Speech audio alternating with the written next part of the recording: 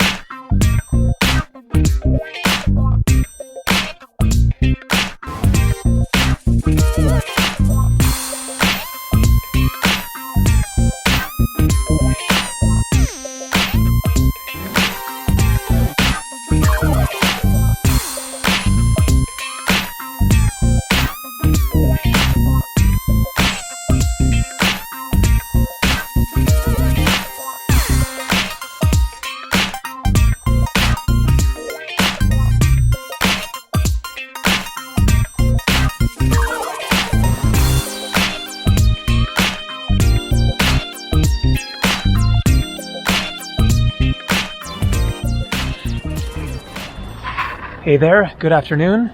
It is a beautiful sunny day here in Italy in February. I just took the train from Naples to the site of Pompeii here. Looking forward to exploring these very historic ruins. It was basically a subway train that made a lot of stops. It was only €2.80 to get here, or €5.60 round trip.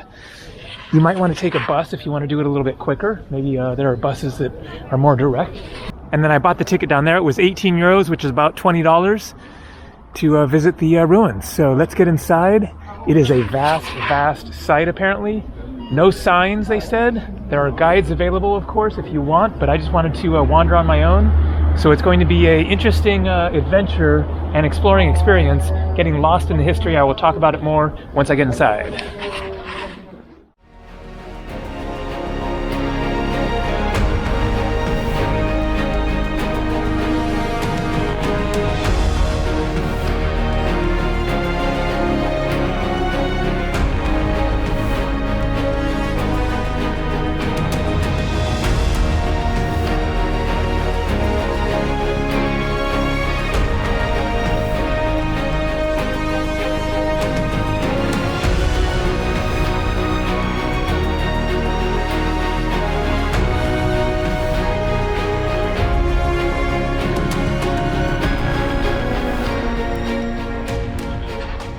It's already absolutely incredible, and we're just getting started.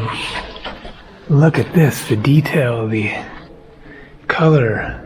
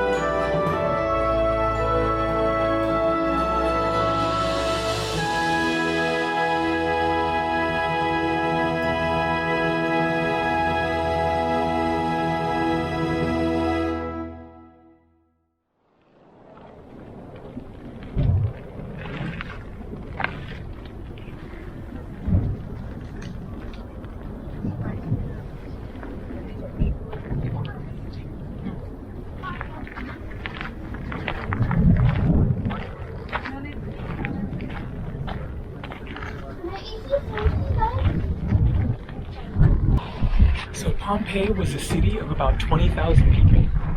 At the time of its destruction, it was founded in around 600 BC. So it had a long history before it was destroyed by Mount Vesuvius, which is out there. In October or November of 79 AD, then the volcano erupted over the course of 2 days, giving the residents time to escape. Many of them, but not all, chose to leave. About 1,500 bodies have been found of the 20,000 or so residents, and so most were able to escape with their lives. But I'm sure, as you can imagine, many thought, oh, it's going to go away, it's not going to be so bad, I'll stay in my home, protect my things, and not take a chance of looters coming or who knows what. You can imagine the human stories of the reasons why people might have decided to stay and take a chance. And so the town was then covered in ash and pumice up to 20 feet or so deep. Those who died are believed to have died as a result of heat, not from ash suffocation, but the pyroclastic flows were so hot that they killed from a long, long ways away, even if people were inside buildings. And so people were just seared by the heat, and then the ash came and covered everything and preserved the city. Look at how magnificent it is for, not a large city.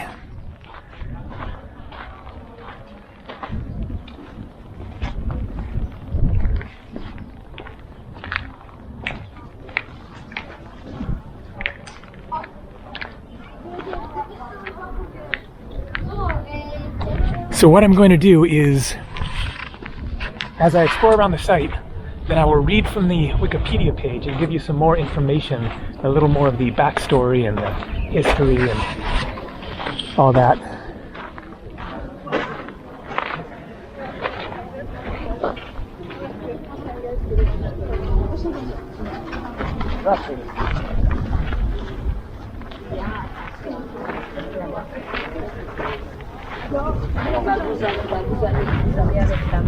Really phenomenal statue.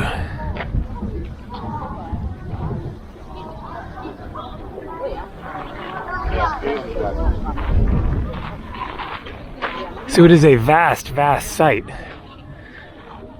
Much to see. Here you can see the Latin. It was a Roman city.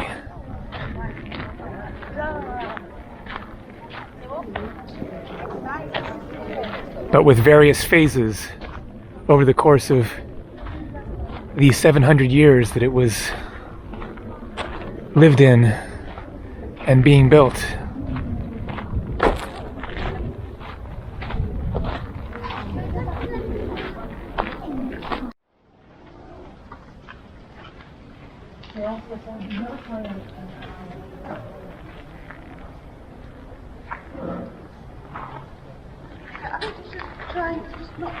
So I'm going to start with some of the history here by reading about Pliny the Elder. Not sure if it's Pliny or Pliny. Gaius Plinius Secundus, called Pliny the Elder, was a Roman author, naturalist, and natural philosopher, and naval and army commander of the early Roman Empire, and a friend of the Emperor Vespasian. He wrote the encyclopedic Naturalis Historia, Natural History, which became an editorial model for encyclopedias. He spent most of his spare time studying, writing, and investigating natural and geographic phenomena in the field. So notice the dates that he was born and died. AD 23 or 24 to 79. And so here's the account of how he died. Pliny, who had been appointed praefectus classis in the Roman navy by Vespasian, was stationed with the fleet at Misenum at the time of the eruption of Mount Vesuvius. He organized and led a rescue mission upon receiving a message from his friend Rectina, who had been left stranded in Stygiae during the eruption.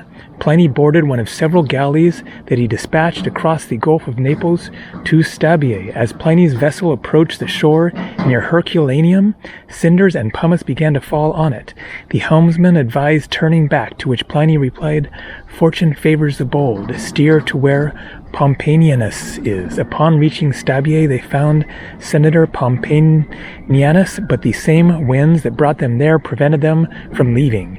The group waited for the wind to abate, but they decided to leave later that evening for fear their houses would collapse.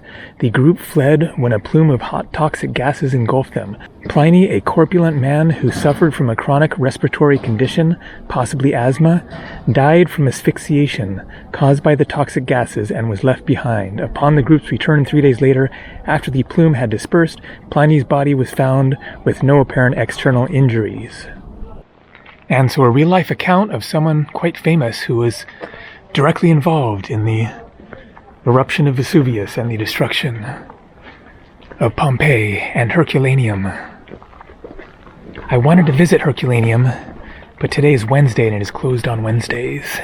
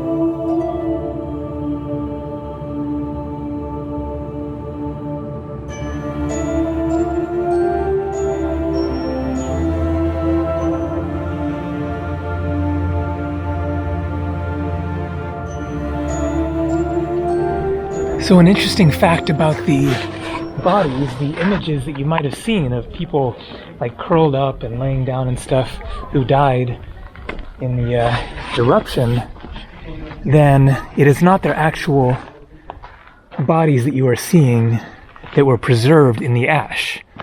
Their bodies decayed, but the space that they were in after they were covered in ash remained, and so the ash fell down. They may have been dead already, as I mentioned before, from the heat. And then the ash came down and buried them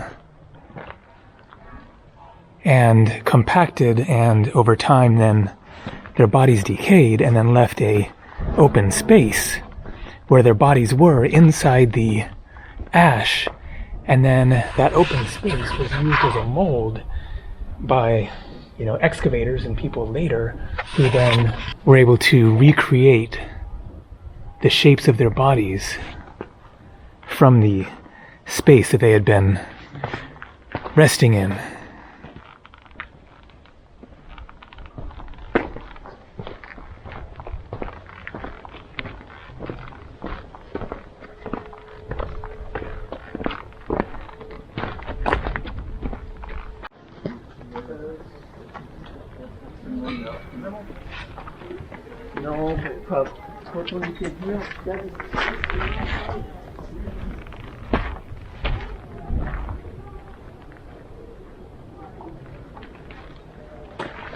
I'm assuming that these were added later, it looks like.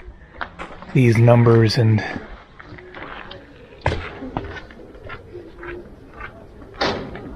probably designating the section of the site.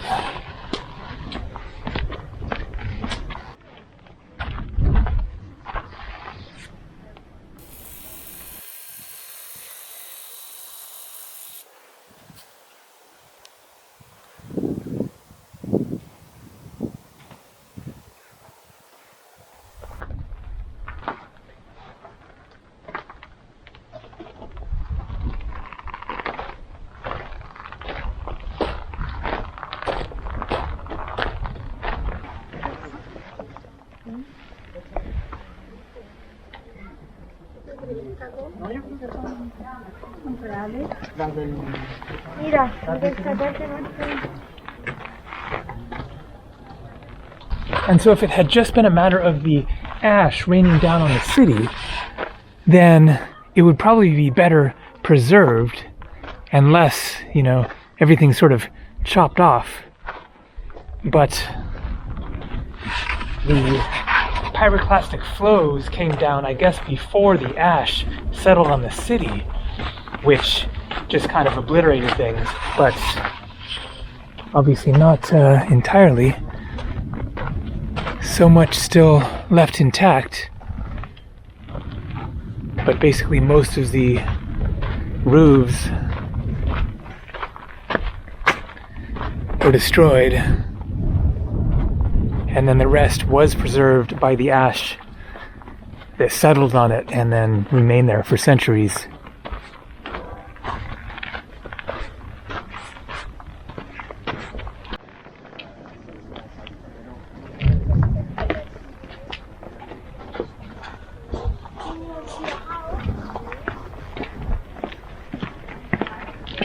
So not the smoothest of streets. I wonder if things have changed since then. The rocks have gotten sort of dislocated or something, or if it was actually like this. But here you can see what looks like it could be the wheel tracks for carts or wagons or whatever. Hard to tell exactly, but clear grooves there. Perhaps there was an arch right here before.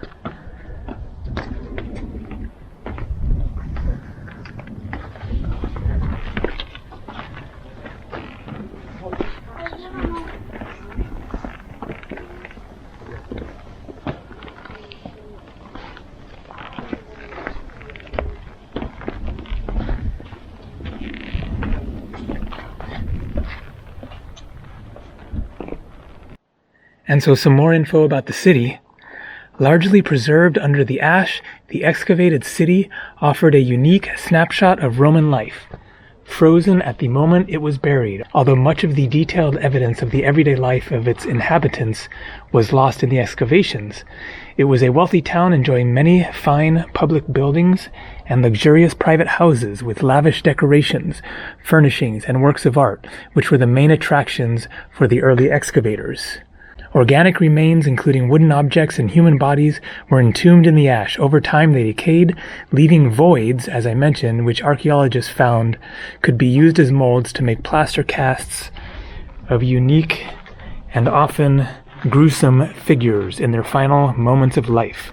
The numerous graffiti carved on the walls and inside rooms provided a wealth of examples of the largely lost vulgar Latin, spoken colloquially at the time, contrasting with the formal language of the classical writers. So in other words, evidence of the language that was more everyday as opposed to the more formal writings of history and events and whatnot.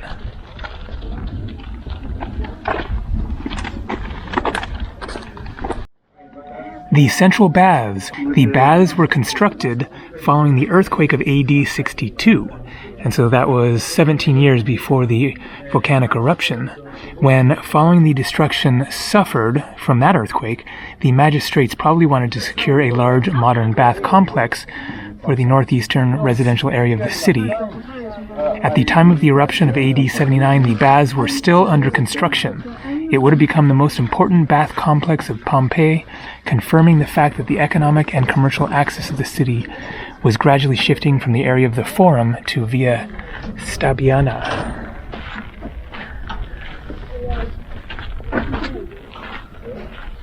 So the central baths.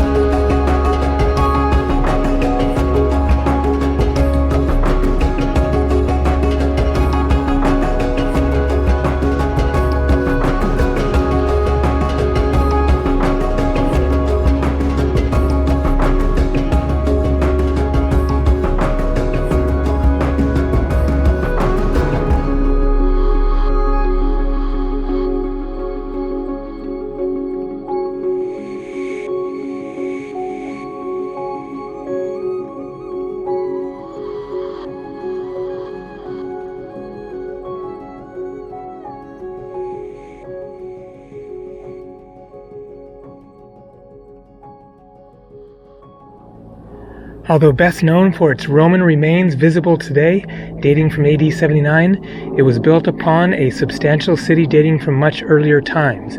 Expansion of the city from an early nucleus, the old town accelerated already from 450 BC under the Greeks after the Battle of Cumae. The first stable settlements on the site date back to the 8th century BC,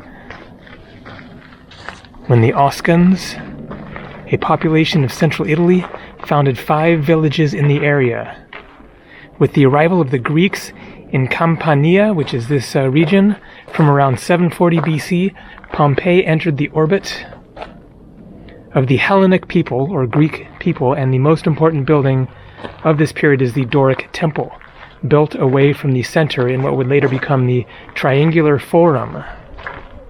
At the same time, the cult of Apollo was introduced. Greek and Phoenician sailors used the location as a safe port. In the early 6th century BC, the settlement merged into a single community centered on the important crossroad between Cumae, Nola, and Stabiae, and was surrounded by a tufa city wall. That such an impressive wall was built at this time indicates that the settlement was already important and wealthy. The city began to flourish and maritime trade started with the construction of a small port near the mouth of the river. By 524 BC, the Etruscans had arrived and settled in the area, including Pompeii, finding in the river Sarno a communication route between the sea and the interior. Like the Greeks, the Etruscans did not conquer the city militarily, but simply controlled it, and Pompeii enjoyed a sort of autonomy. Nevertheless, Pompeii became a member of the Etruscan League of Cities. Excavations in 1980 to 81 have shown the presence of Etruscan inscriptions and a 6th century BC necropolis.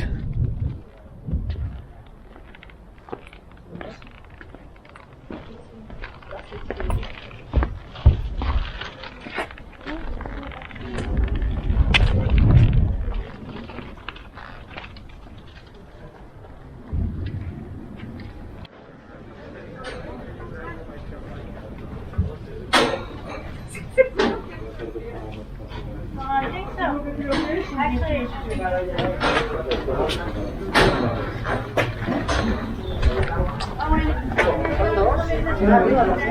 so it looks like this is a map of the entire site. Man, it is just huge. An entire small city, mostly intact.